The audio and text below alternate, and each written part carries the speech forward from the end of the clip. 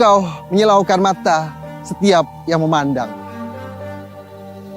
Di sini terdapat cerita panjang, tidak hanya mengejar hasil, akan tetapi menjaga kualitas, nilai, dan juga keberlanjutan.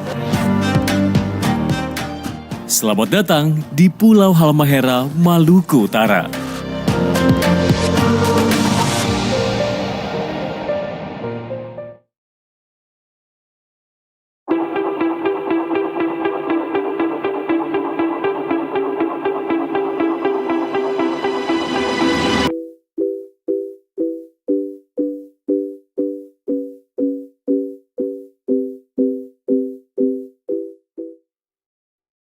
Di sini setiap gram emas melalui proses yang sangat panjang dan kemudian dikerjakan dengan telaten dan juga presisi untuk mendapatkan emas terbaik dengan kualitas yang murni. Ini dilakukan dengan 3 faktor, yaitu mulai dari penggilingan, kemudian juga penyaringan, serta pemurnian, seperti filosofi kopi. Nah, inilah yang dilakukan oleh PT NHM untuk mendapatkan emas berkadar dan juga berkualitas. Tentu untuk dipasarkan baik itu secara nasional dan juga internasional.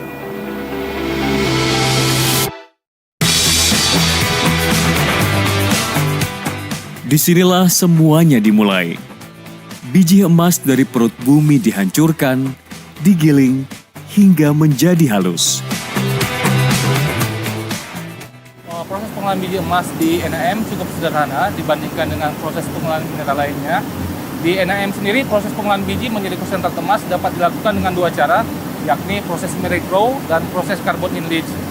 Tantangan teknis yang terjadi pada proses pengolahan biji emas di mill, yaitu pertama, variasi kualitas biji, pengendalian ukuran partikel saat proses komunisi atau klasifikasi, efisiensi ekstraksi kimiawi, di mana terkait dengan proses sianidasi dan penggunaan bahan kimia lainnya yang harus tepat dan seimbang untuk mendapatkan emas, sehingga kita bisa mencapai recovery emas yang maksimal.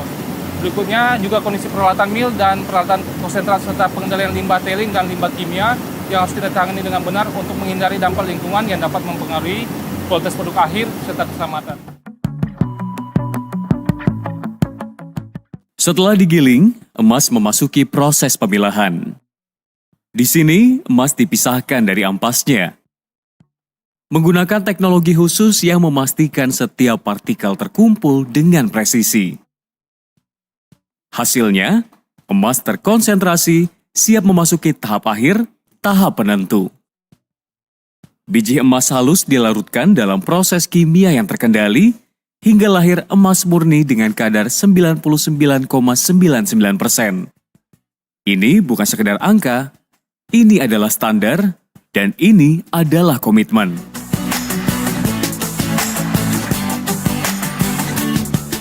Kesibukan tidak hanya di mill.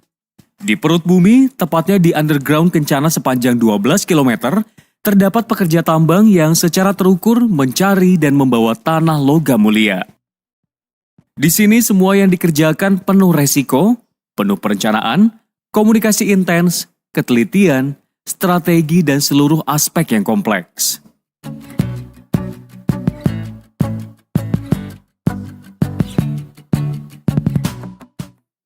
Ya, untuk mendapatkan kualitas emas terbaik, tentu banyak sekali hal yang dilakukan dalam proses penambangan. Salah satunya adalah di underground Kencana di wilayah Gosowong milik PT NHM. Nah, proses salah satunya adalah ini, drilling observasi. Nantinya di mana potensi emas dilihat nih, apakah memang bisa untuk keberlanjutan jangka panjang dari pertambangan itu sendiri. Kita akan berbincang-bincang habis ini dengan Deputi Mine Manager yang sudah menunggu saya.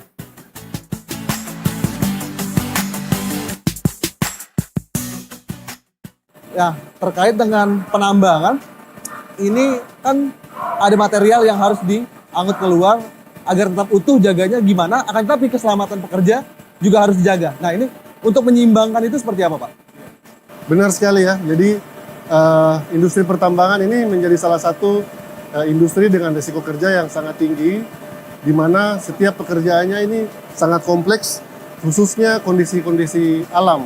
Jadi dalam hal itu, untuk mengantisipasi kompleksitas itu, kita melakukan sistem manajemen keselamatan secara terukur dan juga diawasi secara ketat. Hal-hal teknis yang biasanya kita lakukan, yang pertama kita lakukan identifikasi, penilaian, dan pengelolaan risiko sejak tahap perencanaan. Kemudian yang kedua, kita juga lakukan pelatihan-pelatihan khusus untuk pekerja kita sehingga pekerja kita memiliki kemampuan yang baik dalam melakukan pekerjaannya. Yang terpenting adalah mengetahui bahaya yang ada di lokasi kerjanya dan tahu caranya untuk mencegah kondisi-kondisi keadaan darurat. Kemudian yang berikut, penerapan standar operasional yang jelas, ini wajib dipatuhi oleh semua pekerja kita. Dan yang lain juga seperti pemilihan dan penggunaan alat pelindung diri yang khusus yang seperti yang kita gunakan. Ini juga merupakan alat-alat pendukung yang kita berikan untuk memastikan pekerja kita memiliki alat pelindung diri yang sesuai dengan bahaya yang ada di lokasi kerja. Proses produksi bukan satu-satunya cerita. Setelah emas dihasilkan, tanggung jawab tetap berjalan. Sisa produksi tak dibuang begitu saja. Tailing dam menampung limbah dan membiarkan proses natural bekerja. Sinar matahari membantu degradasi kimia. Seluruhnya dikerjakan di DST plant atau dry stack tailing. Ini adalah bukti bahwa menambang dengan hati berarti menjaga bumi saat kita mengambil darinya. Kalau kita masih konvensional yang lama, seperti tailing dam yang terbuka, itu potensinya untuk dampak ke lingkungan itu paling tinggi. Sementara yang ini, yang tadi saya bilang, kita sudah bukan bilang lagi limbah, tapi kita istilahkan dengan kek. Sudah ramah lingkungan dia. Berarti untuk ke masyarakatnya sudah tidak ada dampak apa-apa.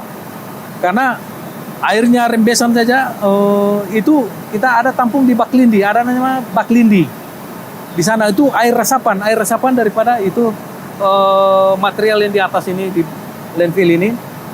Itu di air hujan misalnya, itu resapannya masuk, kita ada pipa-pipa yang tadi di depan teman-teman lagi ngebor-ngebor itu pipa resapan.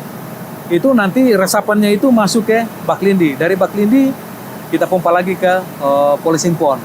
Sama, balik lagi ke pabrik. Satu lagi yang saya harus garis bawahi dari segi saving cost, bahkan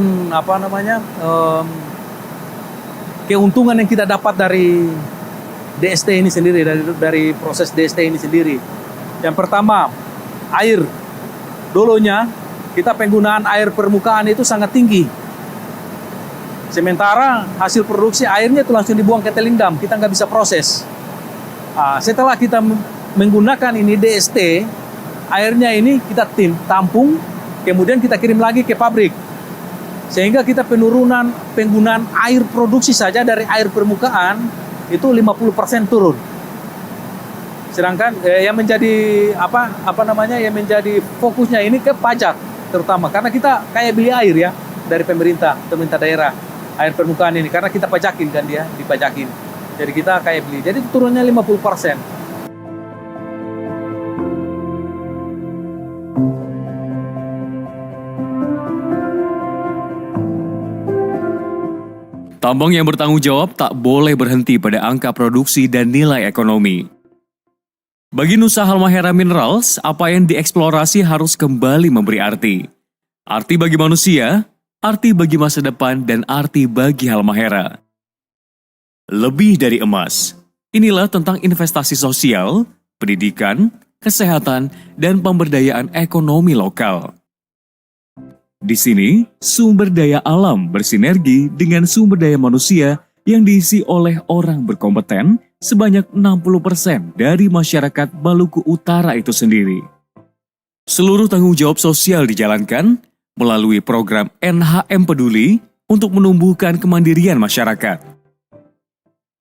Jadi kami di NHM Peduli dalam melaksanakan program itu menganut filosofi peduli. Peduli artinya apapun yang menjadi kebutuhan mendesak bagi masyarakat itu akan kami support, kami bantu sesuai dengan kemampuan perusahaan. Nah, kami di dalam pelaksanaan program NHM Peduli itu memang mengacu pada regulasi amanat pemerintah terkait dengan tanggung jawab sosial perusahaan. Nah, di dalam implementasinya kami memberi nama program NHM Peduli, yang memang semua kebutuhan masyarakat yang tercantum dalam amanat regulasi. Ada 8 aspek program yang memang harus dilaksanakan, seperti pendidikan, kesehatan, peningkatan ekonomi, kemandirian ekonomi, kemudian sosial budaya, infrastruktur penunjang, kemudian kelembagaan, dan pelestarian lingkungan. Nah, ini semua 8 program ini kami rumuskan melalui social mapping. Social mapping yang kami lakukan di wilayah lingkar tambang kami, di mana wilayah lingkar tambang kami ini terdapat kurang lebih 83 desa, 5 kecamatan. Memang salah satu wilayah lingkar tambang yang terbesar. Nah, ini kadang ada faktor historikal yang memang sampai wilayah lingkar tambang kami itu terdiri dari 83 desa dan 5 kecamatan.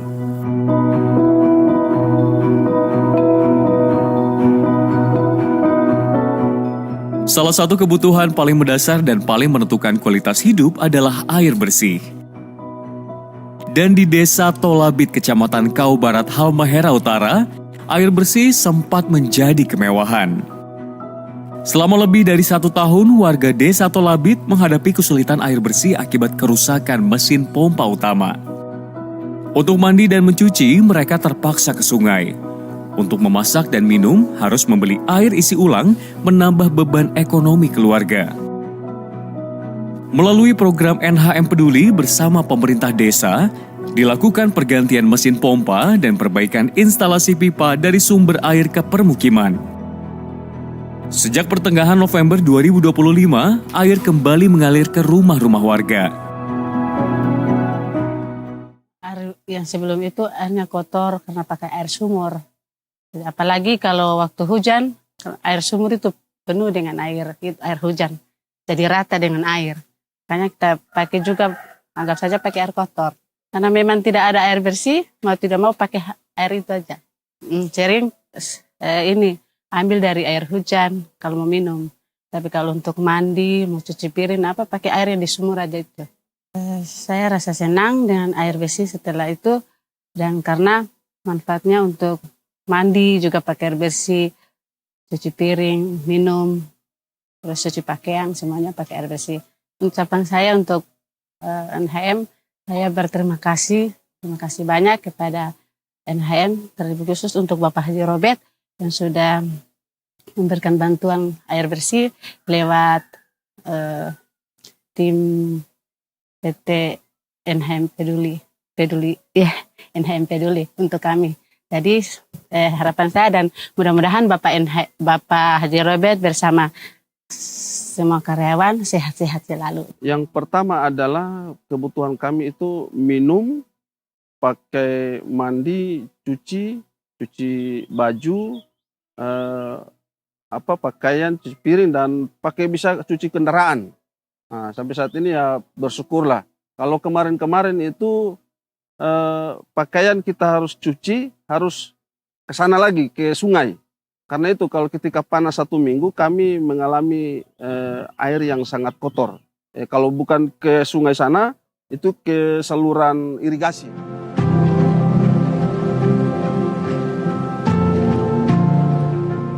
Tambang Gosowong bukan sekedar nama. Ia telah menjadi bagian dari sejarah pertambangan Indonesia sejak eksplorasi pertama di Pulau Halmahera. Wilayah yang kini mencapai puluhan ribu hektar menghasilkan sumber daya emas yang terus diperbarui melalui eksplorasi dan cadangan baru yang ditemukan. Operasi bawah tanah yang profesional melibatkan ribuan pekerja lokal dan tenaga ahli dari seluruh Indonesia menjadi bukti bahwa tambang ini adalah rumah produktif dan menunjang tinggi keselamatan dan profesionalisme. Tentu kita ingin mengetahui bagaimana sih sejarah, kemudian juga pilar-pilar apa yang dipegang oleh NHM. Nah, terkait ini tentu di sini sudah ada Deputi Direktur Operasional Rando Laulo yang sudah menunggu saya. Selamat pagi, Pak. Selamat pagi. Oke. Pak, begini Pak, tentu banyak pertanyaan nih mengenai NHM, salah satunya adalah sejarah. Nah, kalau boleh dijelaskan nih, singkatnya sejarahnya seperti apa, Pak? Baik, Mas Hasbi ya. Tadi kalau sejarah sebenarnya panjang NHM, tapi secara singkatnya begini. NHM merupakan perusahaan pertambangan emas, ya hanya emas di Indonesia yang awal mulanya dilakukan perusahaan eksplorasi dari Australia, ya, dimulai sekitar tahun 90-an oleh perusahaan namanya PT Puncak Baru Jayatama. Dan kemudian kegiatan penambangan tahun 1998 dimulai penambangan open pit dengan mendirikan perusahaan PT Nusa Halmahera Mineral sebagai perusahaan pertambangan tersebut. Nah, itu berlanjut sampai kemudian sekarang. Jadi kegiatan operasionalnya dari tahun tersebut itu dimiliki oleh Newcrest Australia dan kemudian perusahaan Indonesia yaitu PT Aneka Tambang. Dan sampai dengan tahun 2020, tepatnya di bulan Maret 2020, PT NHM Newcrest melepaskan sahamnya dan dibeli oleh PT Indotan Group ya, dari Indotan, sehingga saat ini PT NHM full 100% menjadi perusahaan nasional. Kita melakukan kegiatan penambangan itu mulai dari open pit dulu, tetapi kemudian dari 2005 sampai dengan sekarang kita melakukan kegiatan operasionalnya secara underground atau tambang bawah tanah. Kurang lebih mungkin seperti itu, dan kita melakukan proses pengolahan dan hasil produk kita adalah dore. Dari kita mempunyai smelter dan hasil kita adalah dore, emas, mungkin sekitar 50-60%, 70% sisanya adalah perak dan pengotor yang lainnya. Kemudian kita kirimkan sebagai refinery di Jakarta. Kurang lebih seperti itu secara singkatnya PT NHM. Ini kan sudah 20 tahun gitu ya Pak, berjalan. Lalu kemudian juga tentu ada tanggung jawab kepada masyarakat, pemerintah, dan terutama negara gitu ya. Dengan adanya tambang, bagaimana sih NHM ini menjalankan itu? Baik, Mas Hasbi, betul sekali. Jadi kalau bagaimana kita mempunyai tanggung jawab dan apa dampaknya dari kegiatan PT NHM operasional pertambangan NHM selama lebih dari 25 tahun ya untuk dalam kegiatan operasionalnya.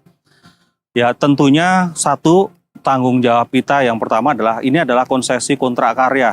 Jadi kita mendapatkan izin dari negara untuk melakukan kegiatan pengelolaan sumber daya alam, sehingga kita harus mengikuti aturan-aturan yang dikeluarkan oleh pemerintah di semua aspek. Oleh karena itu kita menerapkan, menjaga dan terus menerapkan untuk kaidah-kaidah penambangan yang baik atau kita sebut sebagai good mining practices yang mencakup berbagai aspek, yaitu aspek teknis, bagaimana agar semua kegiatan juga mempunyai kaidah-kaidah teknik pertambangan yang baik sesuai dengan standar-standar yang baik, kaidah kesehatan dan keselamatan kerja.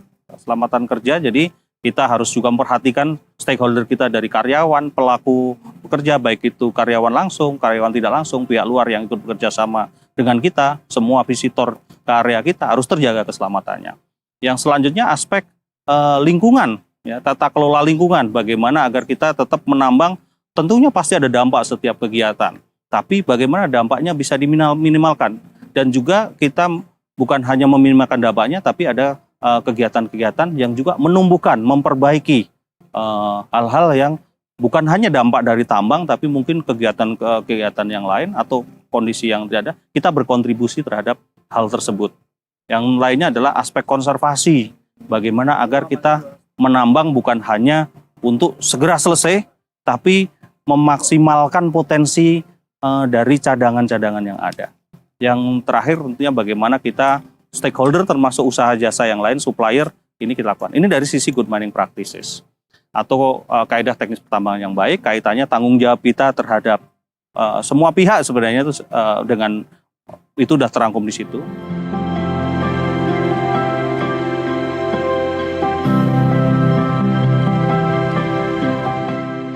Tidak hanya manusia dan produksi yang menjadi perhatian. Di bekas area tambang, bukti harmoni alam kembali tumbuh. Rehabilitasi lahan yang direncanakan dengan matang telah membentuk kembali habitat satwa khas Halmahera dari burung paruh bengkok, burung gosong, hingga kuskus endemik. Transformasi yang hijau bukan sekedar harapan, tapi hasil kerja bersama manusia dan alam. Ya, tambang ini kan memang punya dampak lingkungan ya yang penting, yang besar dan penting. Dan jadi tugas kita di lingkungan itu berupaya untuk meminimalkan dampak lingkungan dan juga mengembalikan ke fungsi semula. Jadi di sini kita ada pengelolaan air, ada pengelolaan udara, ada juga reklamasi revegetasi, dan juga ada beberapa kegiatan terkait dengan waste management. Itu ditujukan semata-mata agar dampak terhadap lingkungan itu bisa kita kelola dengan baik. Dan pada akhirnya kita berharap ke depan tambang kita ini menjadi tambang yang hijau, tidak berdampak negatif terhadap lingkungan dalam jangka pendek dan juga jangka menengah, dan juga jangka panjang.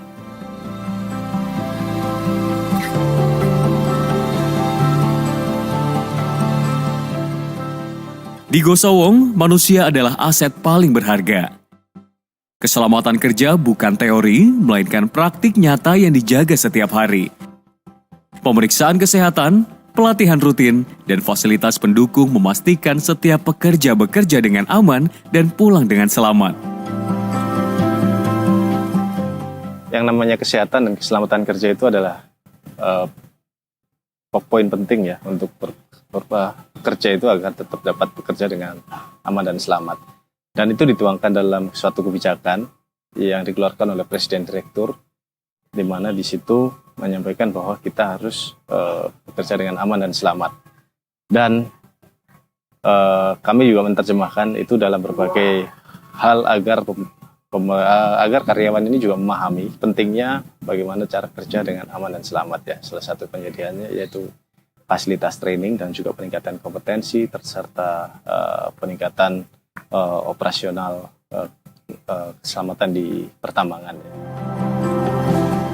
K3 adalah bagian yang tidak bisa dilepaskan dari PT Nusa Halmahera Minerals, Bulan Keselamatan dan Kesehatan Kerja Nasional yang jatuh pada 12 Januari hingga 12 Februari turut dirayakan pekerja tambang NHM. Kompetisi olahraga sepak bola menjadi pilihan untuk memperkuat budaya keselamatan kerja, tata kelola pertambangan yang aman, profesional, dan keberlanjutan antar pekerja NHM. Di Pulau Halmahera, emas bukanlah sekedar logam mulia. Emas adalah cerita tentang manusia, lingkungan, dan masa depan. Ini adalah kisah tentang kilau yang bertanggung jawab, tentang bagaimana tambang dan tanah saling menjaga, dan tentang alam yang terus bernyanyi kembali. Kilau yang bertanggung jawab. Cerita emas dari Halmahera. Dari Halmahera, Nusantara TV melaporkan.